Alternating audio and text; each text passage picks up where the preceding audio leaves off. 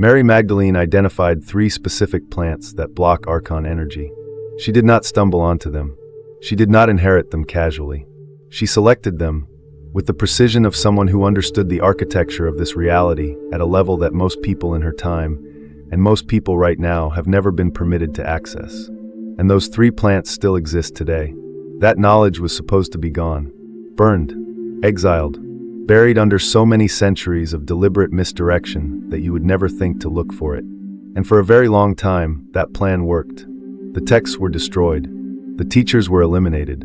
The woman herself was reduced deliberately, systematically, from one of the most sophisticated spiritual intellects of the ancient world into a footnote, a sinner, a supporting character in someone else's story. But here is what the people who engineered that erasure did not account for. You cannot erase what is rooted in the earth itself. You cannot excommunicate a plant. You cannot burn a root that grows back every single spring without asking anyone's permission. The knowledge she carried, the specific, precise, working knowledge of how to block the forces the Gnostics called Archons from penetrating your energy field, your home, your dream state, your consciousness itself, she did not leave it in a text. She did not leave it in a doctrine that could be outlawed. She left it in 3 plants. And that is why it is still here. Now, before I give you the plants, and I will give you all 3 completely, with every detail of how to use them, you need to understand 2 things. What Archons actually are. Not the cartoon version, not the mythology class version, but what they actually are in your daily experience right now. And who Mary Magdalene actually was, not the version you were sold, but the real version. The one the suppressed Gnostic texts preserved.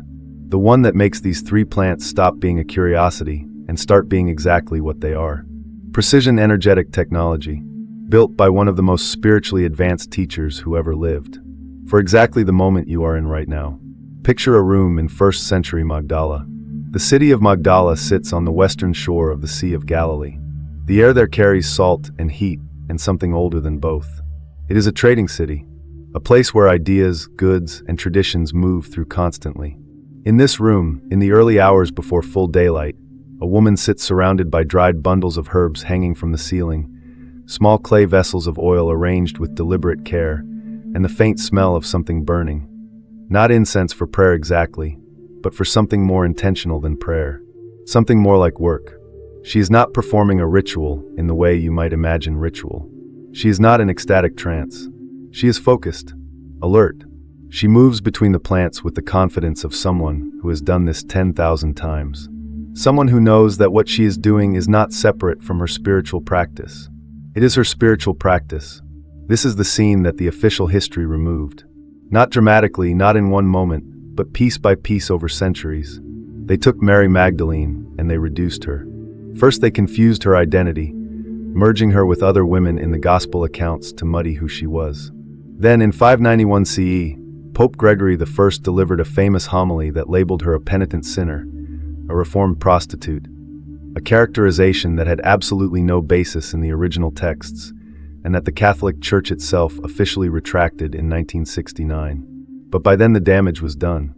Centuries of that image had already calcified in the cultural imagination. Why does that matter here? Because when you reduce a woman to her supposed sins, you erase her knowledge. And her knowledge was the real target. In the Gnostic tradition, the tradition that preserved the teachings closest to what she actually carried, Mary Magdalene is described not as a follower, but as a knower. The Greek word the Gnostic texts uses gnosis, direct experiential knowledge of spiritual reality, not belief, not faith, not devotion to doctrine, but direct knowing.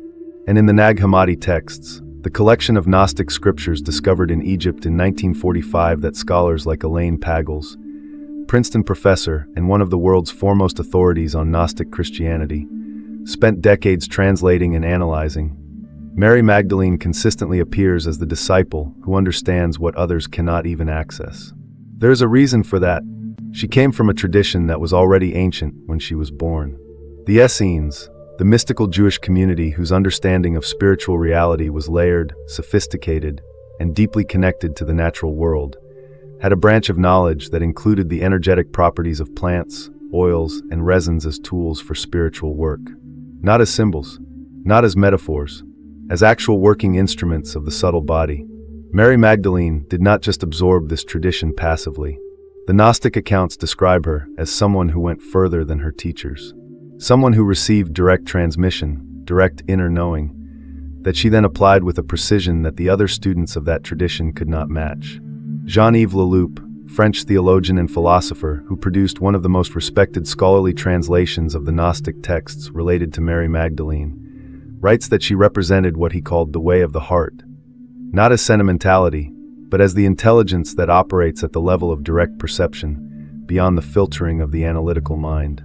That level of perception, that way of knowing, is exactly the level at which Archon energy operates. And that is not a coincidence. Here is what I personally believe, and I want to be direct about this because it matters for how you receive everything that follows. I do not think Mary Magdalene stumbled onto plant medicine. I do not think she inherited it casually and passed it on without depth. I think she understood the energetic architecture of this reality, what the Gnostics called the pleroma and its distortions, with such clarity that she was able to identify specific plants whose vibrational signatures acted as direct counterforces to the frequencies she recognized as predatory. She knew what she was doing. She knew what she was protecting against. And that brings us to the thing she was protecting against. The thing that is, right now, whether you are fully aware of it or not, the most significant unseen factor in your spiritual life. Archons. Let me be very clear about something before we go deeper into this. When the Gnostics talked about Archons, they were not talking about horned monsters in some mythological underworld. They were not talking about extraterrestrials in the science fiction sense, though that comparison gets made often enough. And they were definitely not talking about something that only applies to people who lived 2,000 years ago in the ancient Mediterranean world. They were talking about something that is present, active, and operating right now in your daily experience. The word Archon comes from the Greek. It means ruler or governor. And in Gnostic cosmology, Archons are described as entities or forces that govern, that administrate, the lower levels of material reality. They are not the creators of reality in the full sense.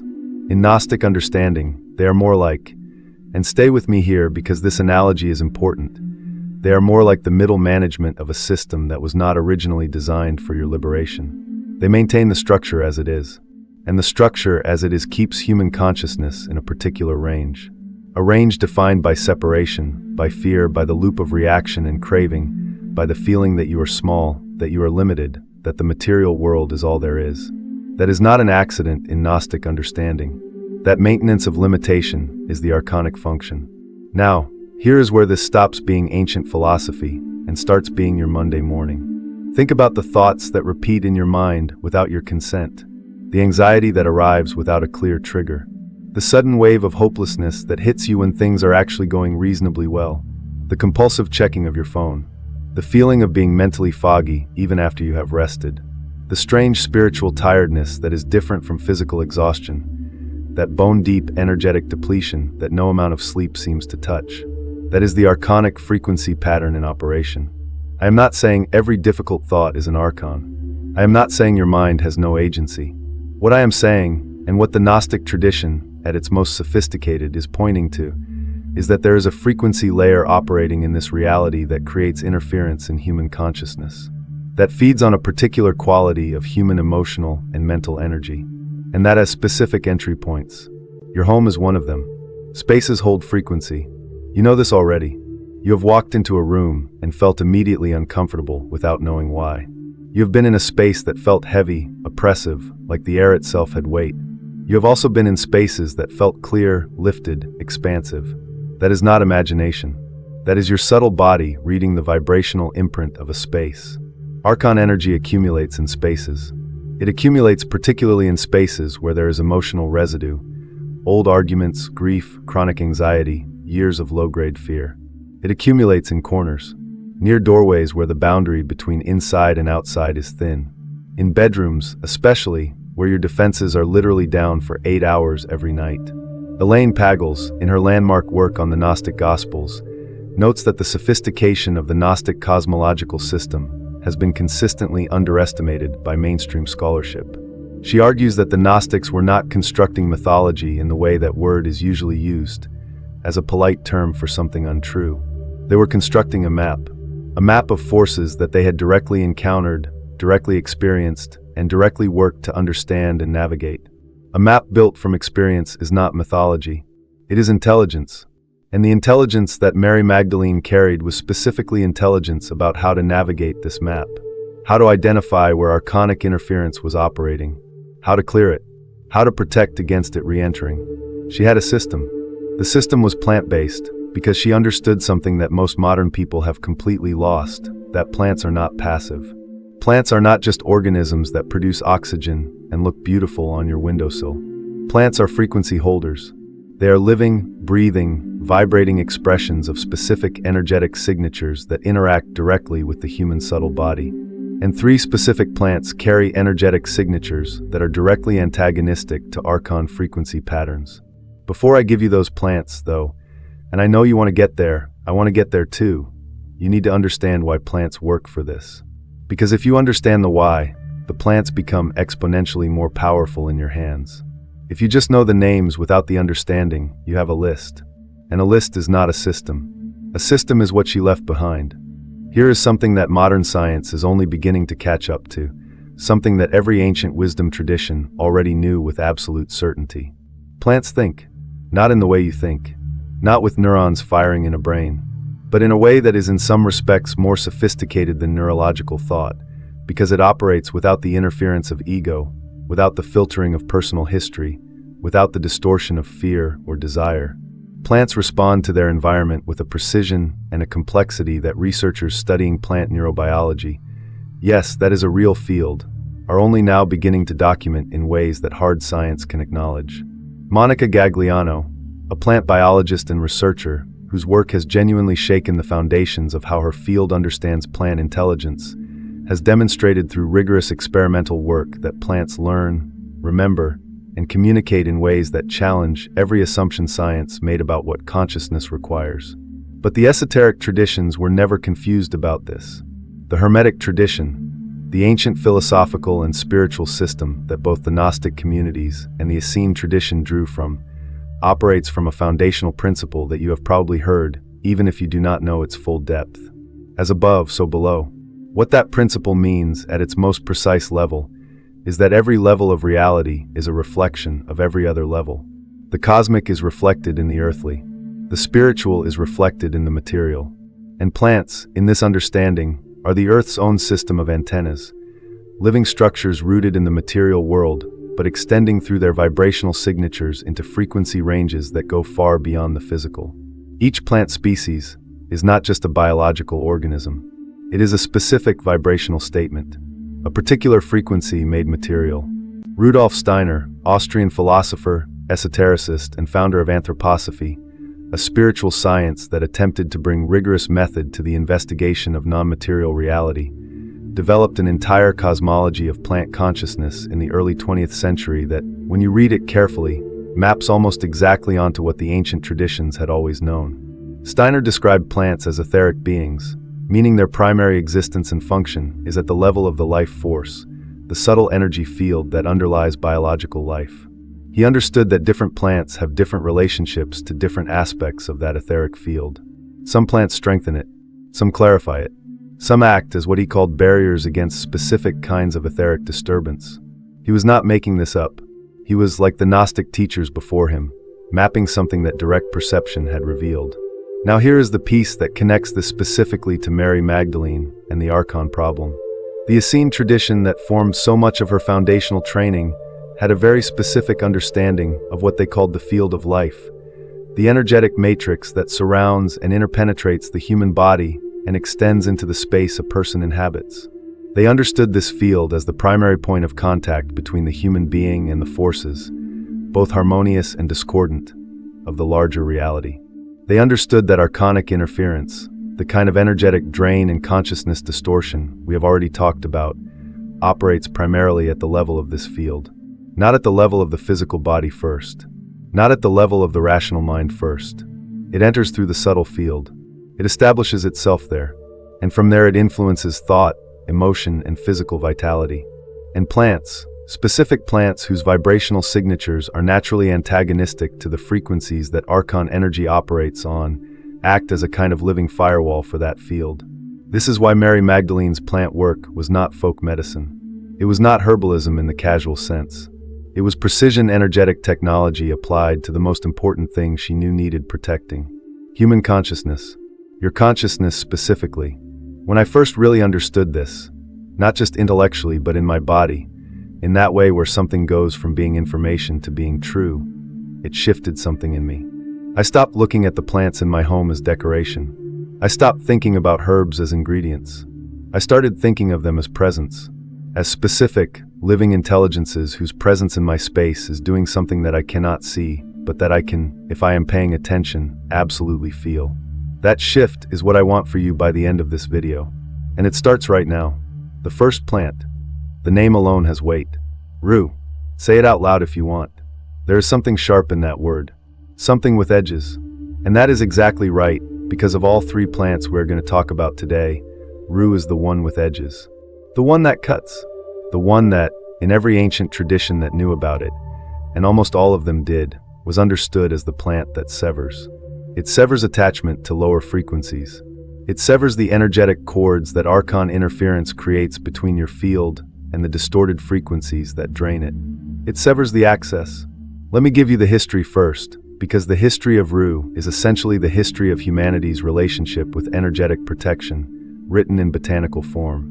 Rue, Ruta graveolens, is native to the Mediterranean. It is a small, woody perennial with blue-green leaves and small yellow flowers. If you crush a leaf between your fingers, the smell is intense, sharp, almost medicinal, with an edge of bitterness that stays with you. Ancient people paid attention to that smell. They understood that plants with that particular quality of intense, bitter, penetrating fragrance were doing something specific in the energetic field around them. They were right. In ancient Greece, Rue was known as the herb of grace. Not grace in the soft, gentle sense. Grace in the sense of divine protection. The kind of grace that shields. Dioscorides, the 1st century Greek physician and botanist whose encyclopedic work De Materia Medica remained the primary reference for botanical medicine for over 15 centuries, and who is considered one of the founding fathers of pharmacognosy, documented Rue extensively as a plant with properties that went beyond its physical medicinal uses. He noted its use in protective preparations that were applied to thresholds, doorways, and sleeping spaces. Thresholds, doorways, sleeping spaces. Those are exactly the points of Archon entry we talked about earlier. That is not coincidence. That is knowledge being preserved. In the Jewish tradition, the tradition that formed part of Mary Magdalene's foundational world, Rue appears in the Talmud and in various esoteric texts as a plant of protection and spiritual clarity. It was used to clear spaces of what the Hebrew tradition called tumah, spiritual impurity, which in its deeper esoteric understanding refers to frequency distortion, not moral failing. In the early Christian communities, particularly the Gnostic communities that preserved Mary Magdalene's teachings, Rue was used in the preparation of sacred spaces before gatherings. Not as incense, not burned, placed, hung positioned with intention at the boundaries of the space. This is important. Remember it for later when we talk about how to use it. Now, what is Rue actually doing energetically? Here is how I understand it, and I want to be clear that this is my synthesis of what the traditions say combined with my own direct experience with this plant. Rue operates primarily on what the esoteric traditions call the etheric boundary of a space or a person. Think of the etheric field as a kind of luminous skin. It extends several inches to several feet beyond the physical body, and it extends through the entire space you inhabit. It has a kind of semi-permeable quality. It allows certain frequencies in and keeps others out. When it is healthy and strong, it is quite good at its job. When it is weakened by stress, by emotional pain, by living in energetically compromised spaces, by years of spiritual fog, its permeability increases. Things get through that should not get through. Archon frequencies get through. Rue's vibrational signature does something very specific to that etheric boundary. It strengthens it. It literally densifies the field at the boundary level so that lower frequency intrusions cannot penetrate it as easily. The bitterness of Rue, that intense, sharp, almost repellent quality, is not an accident. It is the physical expression of the plant's energetic nature. Bitter equals boundary setting in the language of plant consciousness. Sweet equals welcoming and opening. Pungent bitter equals protective and clearing. This is not metaphor. The ancient physicians and spiritual teachers understood the taste, smell, and character of a plant as a direct communication about its energetic function. They called this the doctrine of signatures, the understanding that the observable qualities of a plant are a language through which the plant tells you what it does. Rue is telling you, in its every quality, that it is a guardian. Hildegard von Bingen, 12th century Benedictine abbess, composer, philosopher, and one of the most remarkable visionaries in Western Christian history, whose understanding of plant medicine was both mystically received and practically applied, wrote about rue with a specificity that goes well beyond what a medieval herbalist would typically include. She described it as a plant that clarifies the inner sight and repels confusion sent from outside the self. She understood that some confusion, some mental fog, some spiritual heaviness is not generated internally. It comes from outside the self. That is the Archon pattern she was describing, even in the language of her own tradition. Now, how does this connect directly to Mary Magdalene? The Mediterranean tradition she moved in, the tradition that crossed between the Essene communities, the early Gnostic circles, and the broader healing culture of that region, used rue consistently as what they called a guardian plant. A plant placed at thresholds to prevent what they understood as hostile spiritual intrusion. A plant used in the preparation of oils and unctions that were applied to the body specifically to strengthen the subtle field before spiritual work. Mary Magdalene was known, this is documented even in the texts that the mainstream tradition preserved, as someone deeply involved with anointing practices. The anointing oils she used were not random. They were not simply perfume. They were carefully constructed preparations designed to interact with the subtle body in specific ways. Rue was part of that system. It was the plan of the boundary, the guardian of the threshold. And here is something that I think about often in relation to rue specifically. The ancient world knew that the most dangerous time for energetic intrusion is the moment of crossing. The moment you cross from inside your protected space to the outside world. The moment you cross from waking into sleep. The moment you cross from ordinary consciousness into an expanded state. Archon energy specifically targets those crossing moments, those thresholds, because at those moments your field is in transition. Its coherence is temporarily reorganizing, and a field in transition is more permeable. Rue was placed at physical thresholds because the ancient teachers understood that the physical threshold and the energetic threshold are the same thing, expressed at different levels. As above, so below. How to use rue in your home. Fresh or dried rue can be hung near your main entrance, the primary doorway through which you and others come and go. This is not superstition. You are placing a living or recently living frequency holder at the point where your home's energetic boundary is most consistently breached and re-established throughout the day. A small bundle of dried rue above a doorframe works. A potted rue plant positioned near an entrance works even better, because living plants broadcast their frequency signature continuously rather than in the slower, more settled way that dried plants do. For bedrooms, and I want you to take this seriously because the bedroom is the most significant space in your home from an Archon interference perspective, a small dried bundle of rue placed under the bed, specifically near the head of the bed, positions the plant's boundary-setting frequency at the point of maximum vulnerability. When you sleep, your etheric field expands. It becomes more open, more diffuse. Rue's presence contracts that permeability just enough to maintain your boundary without interfering with the natural expansion that healthy sleep requires. Do not eat rue in any significant quantity. It has known toxicity at high doses. We are working with it as a frequency tool, not as a culinary herb. Small amounts in historical folk medicine were used carefully, but for our purposes, for the Archon blocking function we are talking about, the plant does not need to enter your body. Its presence in your space is sufficient. When you bring rue into your space for the first time, spend a moment with it. Hold it if it is a plant or a bundle. Smell it. Let your subtle body register what it is. You are establishing a relationship with a living intelligence. That is not mystical language for its own sake. It is a practical instruction. Your field recognizes the plant's field more effectively when you have made conscious contact with it. The signs that rue is working. You will notice that the specific quality of heaviness that accumulates near doorways and in corners, that subtle oppressiveness that you may have gotten so used to that you stop noticing it, begins to lift.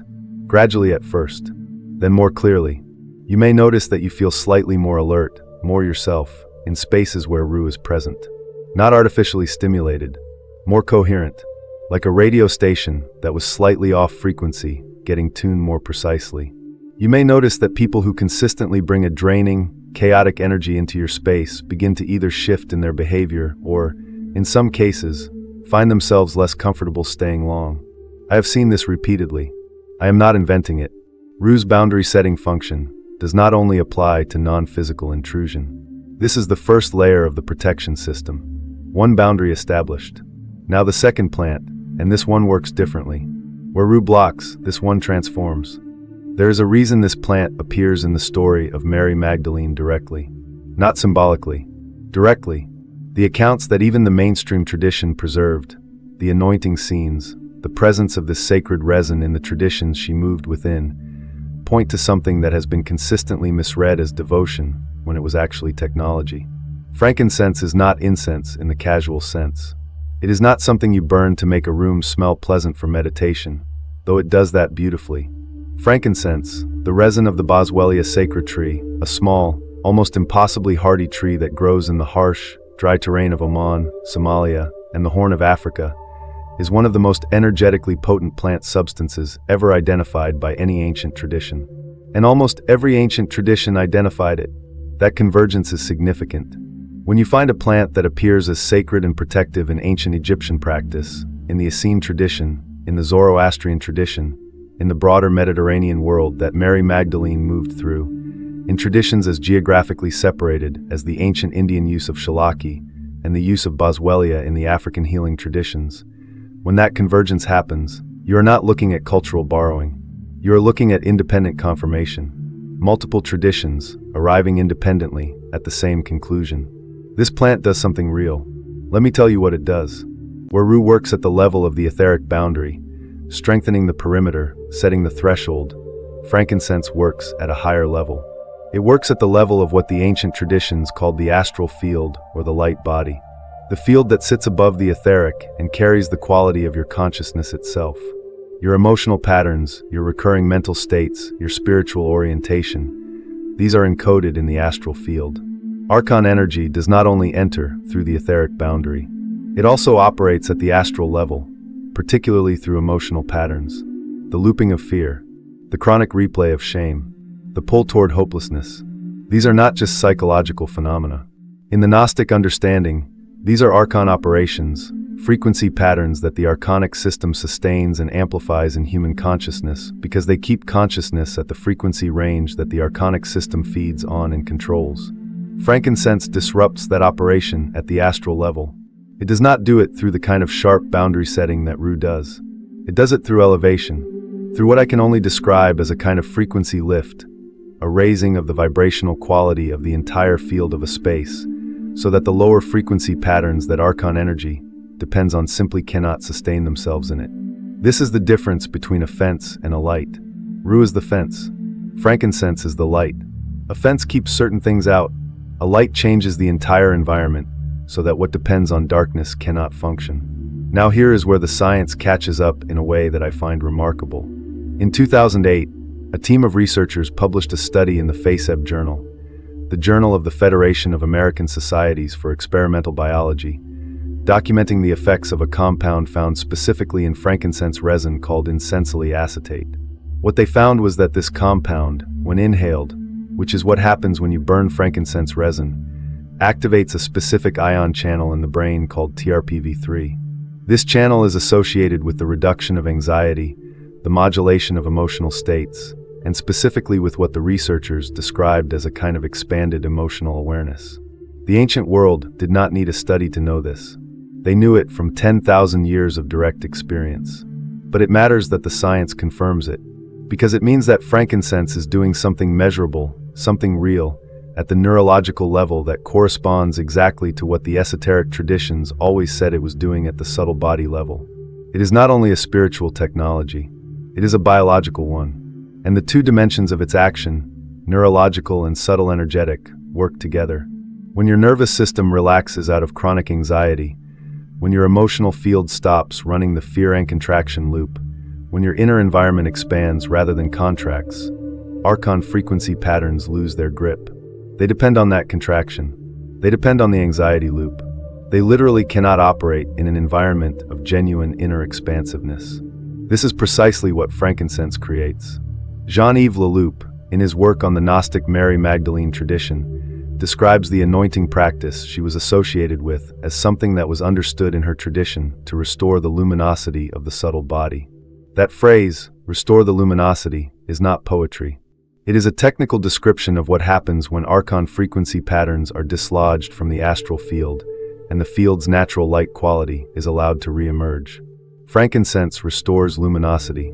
That is its function. Mary Magdalene's relationship with this plant was not incidental to her spiritual work. It was central to it. The tradition of sacred anointing, which she embodied more completely than perhaps anyone in her time, was built on a precise understanding that the frankincense resin, applied to the body or burned in a space, acts as what we might now call a frequency reset for the astral field. It does not just mask Archon energy or push it back. It transmutes the quality of the entire field so that Archon energy has nothing to anchor to. There is something in the Boswellia tree itself that I find worth understanding. This tree grows in conditions that would kill almost anything else. It grows out of bare rock. It grows in extreme heat and drought. It survives in environments that seem designed to prevent survival. And the resin it produces, the frankincense, is the tree's own protective substance. It is what the tree produces to seal its wounds, to protect its most vulnerable points from infection and damage. Think about that for a moment. You are burning the protective essence of a tree that has mastered survival in impossible conditions. You are bringing that essence, that vibrational intelligence of I will not be diminished by this environment, into your space. That is not symbolism. That is the doctrine of signatures again. The plant is communicating its nature in every aspect of its existence. And its nature is resilience in the face of hostile conditions, which is exactly what you need when you are working to maintain your energetic integrity in a field that contains Archon interference. How to use frankincense in your home. The resin form, actual frankincense resin tears, the small amber-colored lumps that come directly from the tree, is significantly more powerful for our purposes than frankincense essential oil, though the oil has its own uses. When you burn the resin on a charcoal disc or a heat-safe surface, you are releasing the full vibrational signature of the plant, not just its chemical constituents. The smoke that rises from burning frankincense resin is doing two things simultaneously. It is delivering insensily acetate and the other bioactive compounds into the air you breathe, which begins the neurological work of reducing the anxiety and contraction patterns that Archon energy depends on. And it is broadcasting the plant's vibrational signature throughout the entire space, which does the subtler work of astral field elevation we have been discussing. Burn frankincense in your home at least twice a week. More during periods of high stress, significant life transitions, or when you notice the Archon signature patterns we talked about, the mental fog, the looping thoughts, the unexplained heaviness returning. Move through your space with the burning resin when you do this. Do not just let it sit in one corner. Walk it through each room. Let the smoke move into corners, along walls, near doorways. You are not performing a ritual in the theatrical sense. You are applying a frequency tool to the entire field of the space you inhabit. For a smaller, continuous application, something that works alongside the twice-weekly burning, frankincense essential oil can be diffused in your primary living space and bedroom. Use a cold diffuser if possible rather than a heat diffuser, as cold diffusion preserves more of the plant's volatile compounds. A few drops in a diffuser running for 30 to 60 minutes is sufficient. You do not need to flood the space with it. There is also a deeply personal use of frankincense that I think is worth mentioning because it is specifically connected to Mary Magdalene's practice. Diluted in a carrier oil, a few drops of frankincense essential oil in a tablespoon of a neutral carrier like jojoba, applied to the sternum, the forehead, and the back of the neck before sleep is a practice with roots in the exact anointing tradition she embodied. These are the three primary points where the astral field is most directly accessible from the outside of the physical body. The sternum is the heart center's external access point. The forehead corresponds to the third eye or ajna center. The back of the neck is the point where the astral field is thinnest, most permeable, and therefore most vulnerable to intrusion during sleep. Applying frankincense oil to these points before sleep is not a beauty ritual. It is a protection ritual. And it is one of the most direct connections you can make to the exact practice Mary Magdalene embodied. Signs that frankincense is working. The emotional loops that previously felt inescapable begin to lose their grip. Not all at once. Not in a dramatic spiritual breakthrough. Just, the loop has less force. You notice it starting, and you find you can step out of it more easily. The fear contraction cycle that used to feel inevitable begins to feel more like a choice you can decline. Your dreams may change significantly. You may notice that the quality of your dream experience shifts. Less of the chaotic, anxious, pursuing quality that Archon interference in the dream state produces, and more of the clear, purposeful, sometimes luminously vivid quality that a properly protected astral field generates during sleep. You may notice that your spiritual practice, whatever form it takes, deepens. Because when the astral field is elevated and protected, direct spiritual perception becomes easier. The interference that was muffling your inner experience begins to clear. This is what Mary Magdalene was restoring. In herself, in the people she worked with, the luminosity of the subtle body. Now, the third plant. And I want to prepare you for this one because it is the most surprising of the three, and in some ways the most profound. Where rue guards the boundary and frankincense elevates the field, this third plant does something that neither of the first two can do on their own. It guards you in the place where you are most completely unguarded, your dreams. Most people who have heard of mugwort think of it as a dream herb, a plant that makes your dreams vivid, strange, intense. And yes, it does that, but that description misses what is actually happening. And missing what is actually happening means missing why Mary Magdalene's tradition specifically included this plant as the third element in their protection system. Mugwort is not just a dream intensifier. It is a guardian of the threshold between states. Let me explain what that means and why it matters so much. The plant's botanical name is Artemisia vulgaris, and that first name, Artemisia, is not accidental. It is named for Artemis, the ancient Greek goddess of the hunt, the moon, the wilderness, and this is the one that matters most here, the threshold. Artemis was the guardian of the liminal space, the space between, the space that is neither here nor there, neither this state nor that state, neither waking nor sleeping, neither this world nor the next. The ancient people who named this plant were not being poetic. They were being precise. Mugwort governs liminal space, and liminal space, the threshold between states, is exactly where Archon energy operates most powerfully. Think about it in terms of what we already know about Archons. They target moments of crossing. Rue guards the physical and energetic thresholds of your waking space. Frankincense elevates the astral field, so it becomes inhospitable to Archon frequency in your conscious waking state. But what about the 8 hours every night when your waking consciousness is suspended? What about the state of sleep? The hypnagogic crossing from waking into sleep, the dream state itself, the hypnopompic crossing from sleep back into waking. These are the most vulnerable hours of your energetic life. When you sleep, the defenses of ego and rational consciousness that in your waking life create a kind of inadvertent protection simply dissolve. Your astral body, the field that carries your consciousness and moves through dream experience, separates more fully from the etheric and physical layers. It enters the liminal space. And in the liminal space, it is not surrounded by the familiar frequencies of your waking environment. It is an open field. Open field means accessibility. Archon interference in the dream state is something that the Gnostic tradition addressed with great specificity. They understood that one of the primary ways that Archon frequency patterns sustain themselves in a human being is by operating during the dream state, implanting patterns, reinforcing fear loops, creating false experiences that leave energetic residue in the field upon waking. You have experienced this. The dream that leaves you feeling profoundly disturbed upon waking, with a quality of disturbance that is different from the disturbance of a personally meaningful nightmare. It is more impersonal, more mechanical, like something was running in you rather than something was emerging from you. That is what the Gnostic tradition identified as Archon operation in the dream space. And mugwort is the specific counter to that operation. Here is how. Mugwort's primary energetic action is on what the esoteric traditions call the dream body, the aspect of consciousness that is active in the dream state. It does two things to the dream body simultaneously, and both of these functions are directly antagonistic to Archon interference. First, it clarifies the dream body. It increases the coherence of your consciousness in the dream state. Instead of the vague, subject to interference quality that the unprotected dream body often has, drifting, easily influenced, unable to maintain clear awareness, mugwort increases the dream body's own coherence and self-recognition. You begin to know yourself as yourself in the dream state more consistently. And a consciousness that knows itself as itself in the dream state is enormously harder to manipulate through that state. Second, Mugwort illuminates the liminal space itself. It is not just protecting your consciousness, it is making the space through which you move during sleep clearer, more visible, less amenable to the kind of obscuring fog that Archon interference depends on. Archon operations in the dream state depend on a quality of confusion, of not quite seeing, of encountering things whose nature is obscured.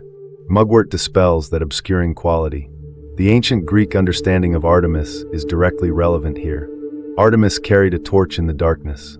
She illuminated the wilderness, the wild, uncharted space between civilization and whatever lay beyond it. Mugwort, as the plan of Artemis, carries the same function at the subtle body level. It illuminates the wilderness of the dream and liminal space. Mary Magdalene's tradition's use of Artemisia plants is well documented enough in the history of Mediterranean healing traditions that we can say with confidence it was intentional and specific. The Essene communities, who had extraordinarily sophisticated knowledge of dream states and what we would now call astral consciousness, used Artemisia preparations as part of their practice for navigating and protecting the consciousness during sleep. Their understanding was not primarily psychological in the modern sense. They understood the dream state as a real space in which real forces operate. This is a position that most modern psychologists would reject, but that every ancient wisdom tradition held with complete consistency. And when we look at what contemporary researchers studying anomalous dream experiences, consciousness studies, and the phenomenology of sleep are beginning to document, the ancient position looks increasingly, uncomfortably correct. Jeremy Narby, Swiss-Canadian anthropologist and author of The Cosmic Serpent, whose work bridges indigenous plant knowledge and molecular biology in ways that consistently challenge Western scientific assumptions, has written about the consistent tradition across indigenous cultures of using specific plants to protect consciousness during non-ordinary states. Not enhance. Protect. The distinction is important. Enhancement is about expanding what you experience. Protection is about maintaining the integrity of who is doing the experiencing. Mugwort is a protection plant for non-ordinary states. That is its primary function. Now let me tell you something personal about this plant, because I think my own experience with mugwort might help you understand what it actually does more concretely than any amount of theoretical description. When I first started working with mugwort seriously, placing it in my sleeping space, occasionally making a tea from it in very small amounts, which I will explain in a moment, what I noticed first was not dramatically vivid dreams. What I noticed was a quality shift in the dream state. My dreams became more narratively coherent. Less of the fragmented, anxiety-tinged quality that I had lived with so long I had stopped noticing it. More of a sense of being somewhere specific, doing something specific, with a quality of presence and intention that I had not associated with dreaming before. What I also noticed, and this is the piece I think is most significant, is that a particular quality of dream experience that I had experienced fairly regularly, and that I can only describe as uninvited occupation. That sense in a dream that something is present in the space that you did not invite, and that is not oriented toward your well-being, essentially stopped happening. It did not reduce. It stopped. That is not a small thing. And I am not the only person who has described exactly that specific shift when beginning to work with mugwort intentionally for protection, rather than just for vivid dreaming. How to use mugwort in your home. The most important placement for mugwort is the sleeping space. A sachet of dried mugwort placed inside your pillowcase or beneath your pillow is the most direct method. You are sleeping with the plant's frequency field in direct proximity to your dream body for the entire duration of your sleep cycle. This method works because the etheric field of the dried plant, its vibrational signature, does not require conscious engagement to function. It is broadcasting continuously. You do not need to remember it is there for it to be working. This is important because most of its work happens precisely during the state when you cannot remember anything intentionally. A second method that I use alongside the sachet is burning dried mugwort as incense, specifically in the hour before sleep. Not while sleeping, because the smoke in a closed sleeping space is not something you want throughout the night. But burning it for 20 minutes before you go to sleep, letting the smoke move through the bedroom space, then ventilating briefly, and then sleeping in that space. You are saturating the etheric field of the room with mugwort's protective signature before you enter the most vulnerable state.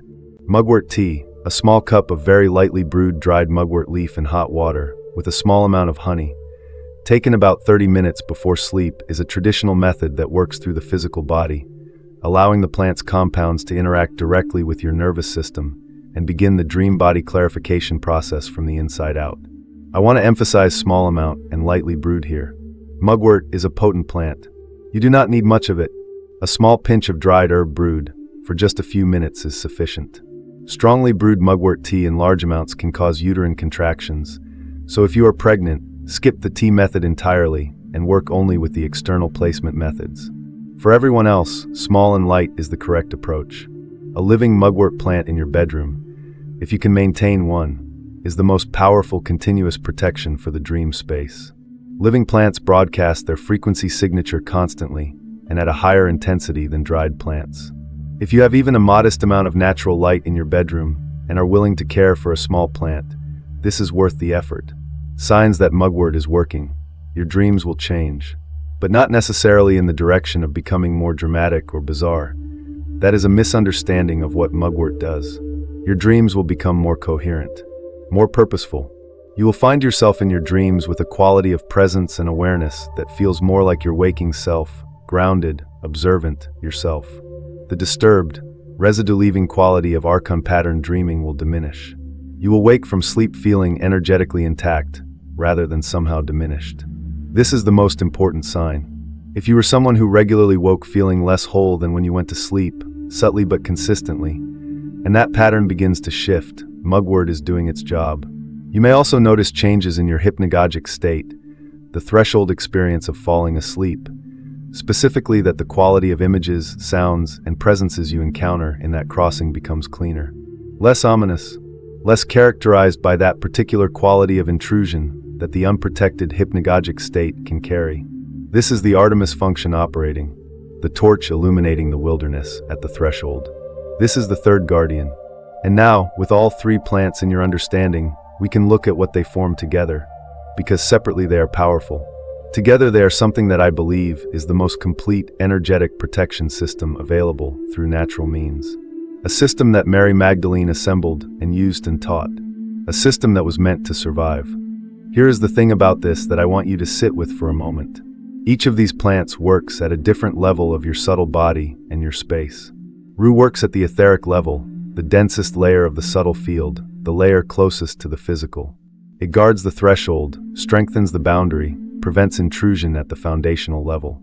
Frankincense works at the astral level, the emotional and consciousness field. It elevates the overall frequency of the space and your field within it, making the entire environment inhospitable to the lower frequency patterns that Archon energy operates on. Mugwort works at the dream body level, the aspect of consciousness that is most active and most vulnerable during sleep. It clarifies and protects your awareness during the liminal states where Archon interference most powerfully operates. Etheric boundary, astral elevation, dream body protection. These are three different levels, three different points of attack in the Archon interference system. And this three-level structure was not accidental. It was not three plants chosen because they happened to be available in the Mediterranean. It was a design system that addresses the three primary vectors of Archon energy intrusion. This is what tells me, and this is my conviction, not just analysis, that we are looking at a coherent teaching. Not folk medicine, not accumulated folk wisdom over generations. A coherent, deliberately designed protection system built by someone who understood the architecture of the problem with extraordinary precision. That someone was working in the tradition that Mary Magdalene embodied and transmitted. Now let me talk about how these three plants work together in practice, because the synergy between them is greater than the sum of their individual parts. Rue establishes the boundary. Think of it as creating the container. Without a strong etheric boundary, even the most elevated astral field and the most protected dream body are operating in a space where intrusion can happen at the foundational level. Rue is the first thing you establish. The container. Frankincense elevates what is held within the container. Once the boundary is set, the frequency elevation that frankincense creates is more sustainable. It is not constantly being eroded by incoming lower frequency influences because Rue is managing the threshold. The two work together to create a space that is both bounded and elevated. A high-frequency protected field. Mugwort then operates within this already bounded and elevated space to specifically protect the most vulnerable state, sleep. Its work is made more effective by Rue and frankincense being active, because the overall frequency of the space supports the clarity that mugwort is trying to maintain in the dream body. You are not asking mugwort to protect you in an energetically compromised space. You are asking it to protect the dream state within an already supported field. The three together create what I would describe as a complete energetic dwelling. A home that is not just physically a home, walls and roof and door, but energetically a home. A space that is genuinely yours, that holds your frequency, that does not permit the gradual colonization of your field by Archon patterns that, for most people, in most modern homes, is simply the default condition. The placement system, at your main entrance, Ru. Whether hung above the door, placed in a pot beside it, or positioned on a shelf nearest to it. This is the primary threshold. Guard it first. In your main living space, frankincense. Burned regularly, diffused continuously. This is where you spend your conscious waking hours, where the astral field of your home is most actively shaped by human consciousness. Elevate it here. In your sleeping space, mugwort. Sachet under the pillow, burned briefly before sleep, or a living plant if you can maintain one. This is where the dream body needs protection. Guard it here. Secondary placements. Ru at any secondary entrance, back doors, windows that are frequently opened, basement access if you have one. Any threshold is a potential entry point. Frankincense can also be used in a home office or workspace. Any space where you spend significant mental and emotional energy, and where the accumulation of stress creates a frequency environment that Archon patterns can use. Mugwort can also be placed in a child's bedroom, if you have children whose sleep is disturbed in ways that seem to have no physical cause. Children's etheric fields are more open, more permeable than adult fields. Less conditioned protection, more natural openness. This is beautiful in many ways, and also makes them more vulnerable to exactly the kind of dream state interference we have been discussing. A simple activation practice. When you first set up this system in your home, take a few minutes with each plant. Not a theatrical ceremony. Just conscious, intentional contact. Hold the Ru. Tell it, in your own words, what you are asking it to do. This is not talking to a houseplant in the way that might make you feel slightly ridiculous. This is an act of co-intentionality with a consciousness that, as we have established, is real, sentient in its own way, and capable of responding to intentional engagement. Burn a piece of frankincense resin and move through each room of your home. Not rushing, just present, aware that you are working, aware that the smoke is doing something real. Place the mugwort in your sleeping space with the specific intention of protection during sleep. Name it. Say it out loud or say it clearly internally. I am placing this here to protect my consciousness during sleep, to maintain my clarity at the threshold, to prevent what should not be here from entering my dream space. Intention does not replace the plant's intrinsic frequency action. The plant works whether you are paying attention or not, but intention amplifies the system significantly. You are adding your own consciousness to a system that is already working, and the combination is more powerful than either alone. I want to be honest with you about something before we talk about what to expect. The shifts that happen when a genuine energetic protection system is working are rarely what people expect. They are not usually dramatic. They are not typically mystical experiences. They are quieter than that, more personal, and in some ways more profound precisely because of their quietness. Here is what you are likely to notice. In the first few days, and I say days because for some people it is that fast, for others it takes a week or two, you will notice a quality shift in the atmosphere of your home. Not dramatic, not obvious, but real. A reduction in that particular quality of heaviness that you may have become so accustomed to that you stopped naming it. You will notice it primarily when you return home after being outside. The contrast will be more detectable than the shift itself. You will walk in and something will feel different. Cleaner, more settled, more yours. That is not placebo. I want to address the placebo question directly because I know it comes up and I think it deserves a real answer. Placebo operates through your expectation that something will work, causing your psychology to shift in response to that expectation, which then produces real changes in your experience. Placebo is real. It works. But it works through psychological mechanisms that produce specific patterns of change, typically short-lived, typically dependent on continued belief, typically affecting conditions that are primarily anxiety-driven. What happens with genuine frequency-based intervention is different in quality. It is more stable. It does not require continued conscious belief to maintain. It affects aspects of your experience that are not primarily psychological: the quality of your dream state, the behavior of other people in your space, the specific signature of the kinds of intrusive thoughts and emotions that are characteristic of Archon interference. These are not the things that placebo primarily affects. You will notice your sleep changing. The quality, not necessarily the quantity. Something in the texture of sleep will shift. You may not immediately remember more dreams. Some people do. Some people actually dream less chaotically and recall less specifically. What will change is how you feel upon waking. More intact, more continuous with who you were when you went to sleep. Less of that subtle fragmentation that Archon dream state interference creates. Your mental landscape will begin to clarify. The looping thoughts, those specific circular patterns that seem to feed on themselves without generating any insight or resolution, will begin to lose their grip. Not because you have worked on them psychologically, though that work is also valuable, but because the energetic substrate that was sustaining them is no longer being fed by Archon interference in your field. Your emotional field will become more genuinely your own.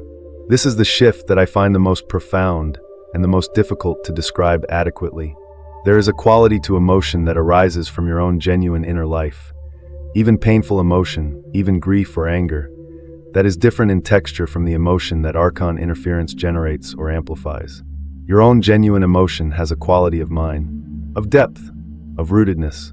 The Archon amplified emotional patterns have a quality of not quite mine, too loud, too mechanical, somehow slightly external, even when they feel very internal. As the protection system establishes itself, you will begin to feel more of the first kind and less of the second. You will begin to feel more genuinely yourself in your emotional life. That is the restoration of what the Gnostic tradition called the inner light. Not a mystical metaphor, a description of what it actually feels like to live in a field that is genuinely yours, uncontaminated by frequencies that are not yours and not in your interest. And here is something I want to say about this that feels important to me personally. Most people living in the modern world, even people who are spiritually awake, even people who have done significant inner work, are living in fields that have some degree of Archon contamination. Not because they are spiritually weak or unaware, because the system we have been discussing operates systemically. It is in the cultural field. It is in the digital information environment. It is in the chronic stress that modern life generates, which creates exactly the kind of etheric weakening and astral contraction that Archon frequencies exploit. You did not fail to protect yourself. You were living in a system that was not designed to support your protection and had never given you the tools to do it. Mary Magdalene's system is those tools. And now you have them. Let me ask you something that I think deserves a direct answer.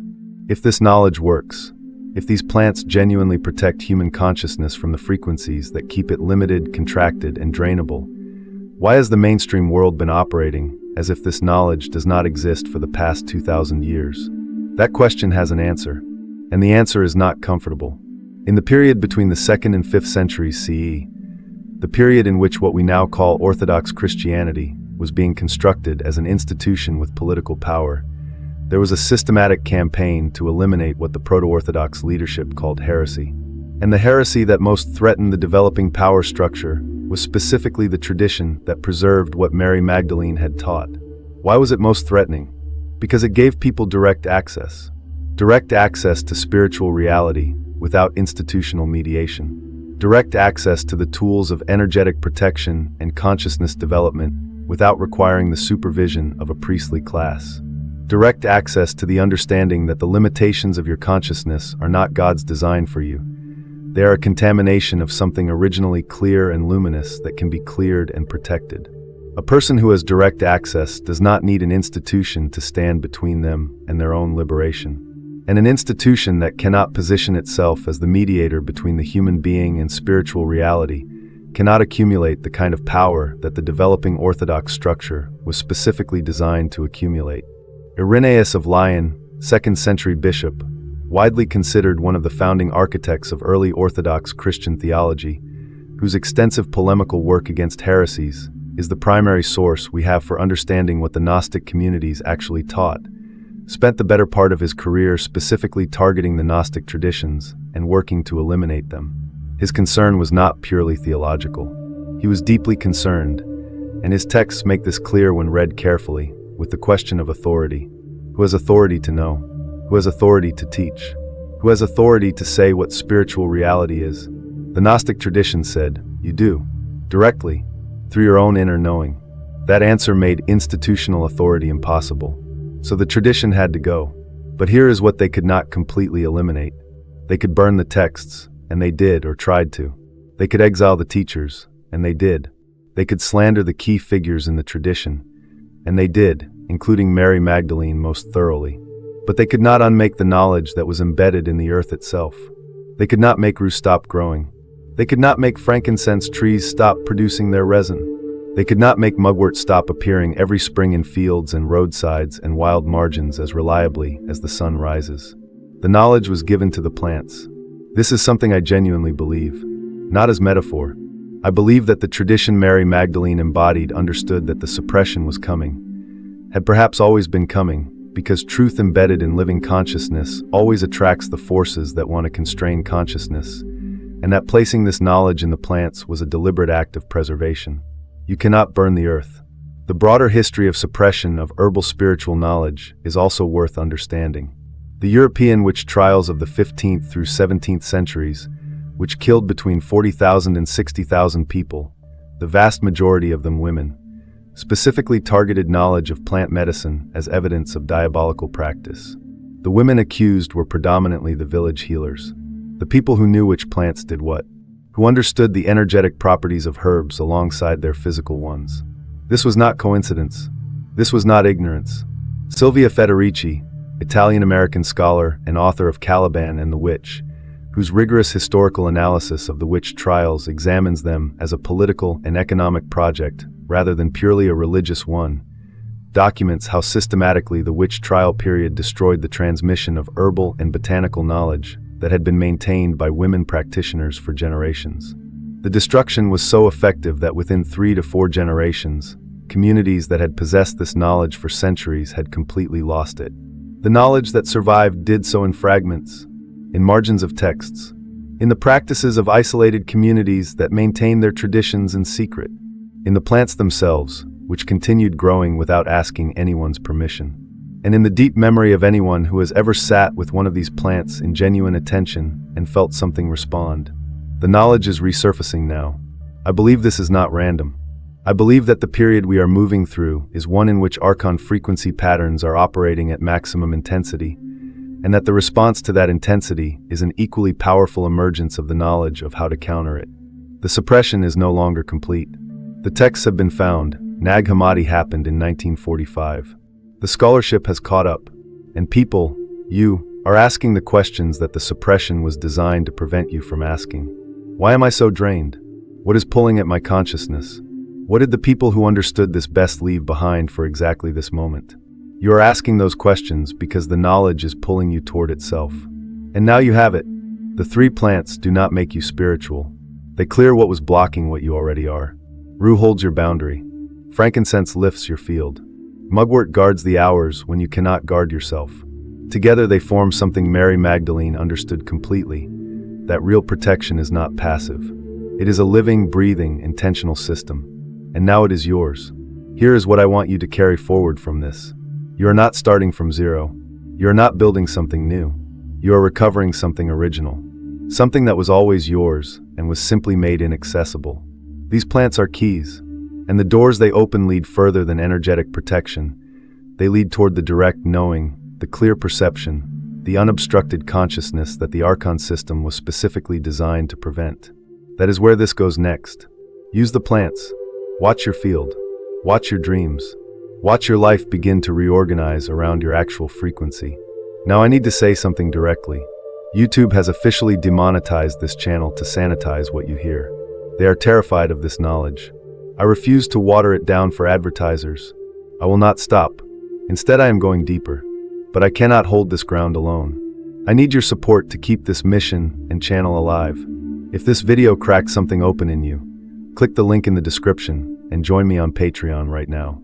You will instantly unlock unfiltered, esoteric member-only videos, exclusive audio podcasts, and the forbidden teachings they will not allow me to publish here. Most people will scroll past this and go back to sleep. Do not be one of them.